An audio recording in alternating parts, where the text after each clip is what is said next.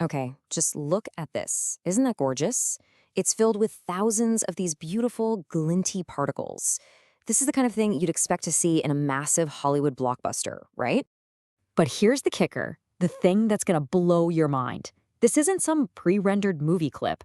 This is running in real time on a laptop. Yeah, you heard me right, a laptop. I know, it's wild.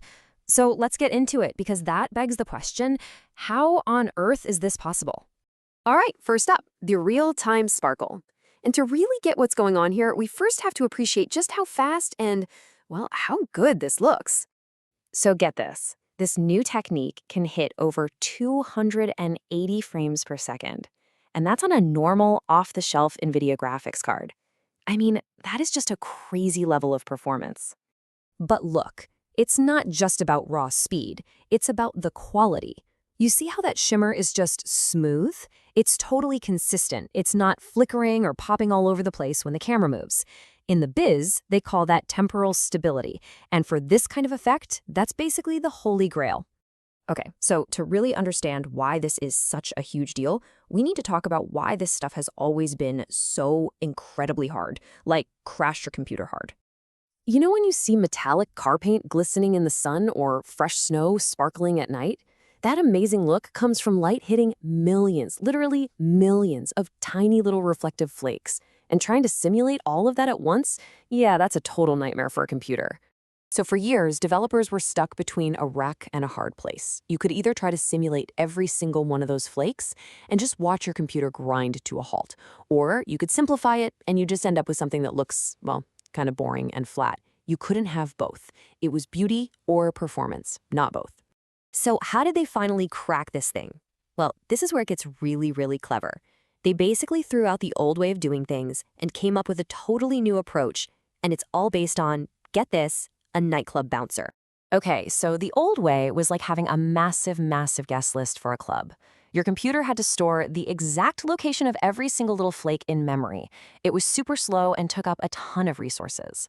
The new way, it just throws that list in the trash. Instead, you've got this bouncer, which is really just a clever math rule that creates the flakes on the fly, instantly, only where and when you actually need to see them. It's so much faster and lighter. And this bouncer's method is just brilliant. Here's how it works. First, he divides the whole surface, let's call it the dance floor, into a grid. Now, when you're far away, he just shows you like big blobs of people, large groups of dancers. But as you get closer, he starts to reveal smaller groups, and then finally, you see the individual dancers. He's constantly and dynamically managing the crowd density, so you always see maximum detail right where you're looking, without wasting a single bit of power on stuff you can't even see. It's genius.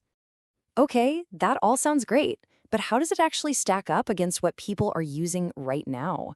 The industry standard is something called GGX, so let's compare them. And wow, this really shows you the difference. If you give them both the exact same amount of time to render, you can see the new technique's image clears up almost instantly. It's clean. Meanwhile, GGX is still super noisy, it's all grainy. That's because it's kind of just searching around blindly for where the sparkles should be. Our bouncer, though, he knows exactly where the party's at every single time. But believe it or not, the speed is only half the story. This new technique also solves another huge, super frustrating problem in 3D art. I like to call it the digital gift wrap nightmare. So here's the deal. To put a texture, like a pattern or a picture, on a 3D model, artists have to do this thing called UV mapping. Imagine trying to unwrap the foil from a chocolate bunny and then lay it out perfectly flat with no rips, no stretches, no weird creases. That's basically UV mapping. And yeah, as you can imagine, on anything that isn't a simple box, it's a total nightmare. It creates these ugly seams where the pattern just doesn't line up. You get all this weird stretching and distortion. And for the poor artists who have to do this, it's just a long, tedious manual process. They hate it. Well, guess what? This new technique is completely UV-free. You just don't have to do it. Because our bouncer is working directly in 3D space, there's no need to unwrap anything. The sparkles just show up right where they're supposed to be on any shape perfectly. No seams, no stretching. This is an absolute game changer for artists. So right about now, you're probably thinking, okay, this is some super secret, crazy expensive tech that's locked away in a research lab somewhere. But the best part is you can actually try this wizardry out for yourself right now. Okay, let's be fair, there are a few small caveats. It's not what they call energy conserving, which is a technical detail that's really only important for scientific accuracy. Some of the settings can be a little counterintuitive to work with at first, and that amazing UV-free feature, it is just a little bit slower than the standard mode.